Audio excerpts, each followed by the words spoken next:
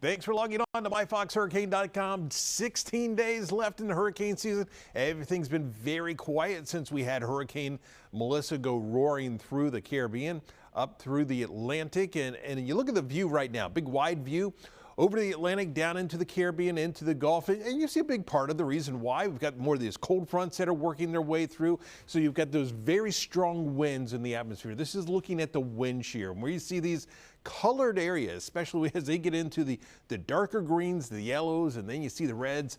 You look at the scale, you're getting way up that scale. Very hostile winds in the atmosphere. So anytime you see that, even if you see any sort of convection out there, any disturbances, the winds are just way too strong in the atmosphere to see anything even attempt to develop. But on top of that, you're not even seeing any areas of convection, any disturbed areas anywhere. Very dry air starting to settle in across much of the tropical Atlantic basin. We do have these water temperatures really starting to cool down as well. You're seeing a lot of 70s across the Gulf as you head further to the south. You are getting those temperatures a bit warmer into the 80s down into the Caribbean.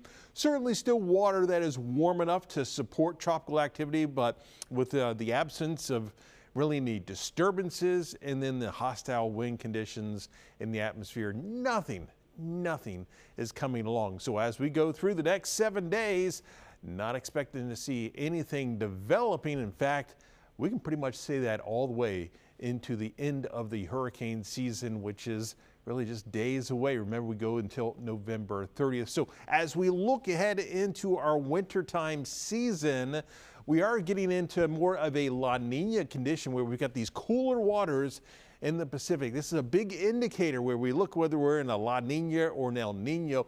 And as we go into more of a La Nina pattern, what we typically see across Florida is drier conditions and also warmer conditions. Now, that is certainly not very good news for us. I mean, we don't want storms around, but we are running behind on our rainfall, over 8 inches of a deficit right now, heading into really the heart of our dry season. And with that outlook looking like, we'll probably see drier conditions. That is going to really start to give us more and more drought problems as we continue through the next several months. Of course, we'll keep you updated right here on myfoxhurricane.com.